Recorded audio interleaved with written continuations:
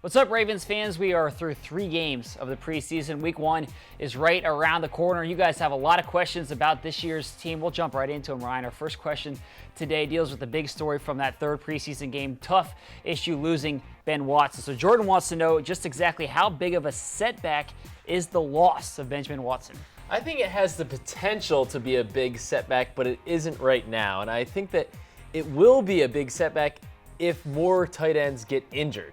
I think that with Dennis Pitta, Max Williams, Crockett Gilmore, right now they're in good shape. And the reason I say that is because Benjamin Watson was added to this team, I think, to bring a vertical pass-catching element. He's coming off a career year in terms of receptions and yards. But Dennis Pitta offers the same exact thing.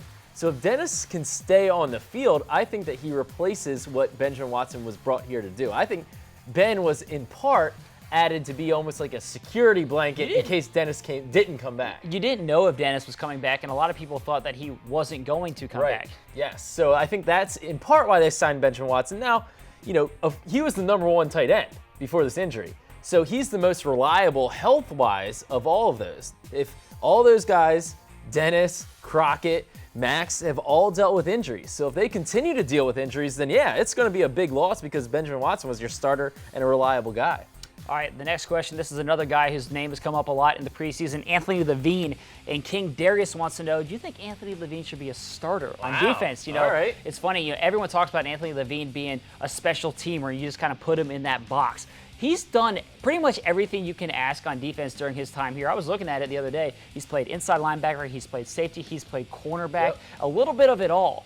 Now, all that said, I don't think he should be a starter. And it's really not a knock against him. It's just the fact that you look at the other guys at those positions. It's going to be C.J. Mosley and Zachary Orr at linebacker. Then at safety, it's going to be Eric Weddle and Ladarius Webb on the back end. Outside linebacker, I don't think he's going to unseat McClellan or Terrell Suggs or Elvis Dumerville. Yeah, it's not what his role is. To me, he's a utility guy. Yep. He's like your utility infielder in baseball. You plug him in if there's injuries or whatnot, or in special situations, he can go in and play anywhere, and that's what makes him so valuable, almost as equally as valuable as a starter just because of his flexibility. And I will say this, I think he has made a push to get more snaps on defense because he can be a rover. Yep. He kind of is this new mold linebacker, safety hybrid sort of a player in today's NFL, big enough to play at the line of scrimmage, but fast enough to run with tight ends and coverage. I think there's some interesting possibilities for what you could do with him. Yeah, I would agree.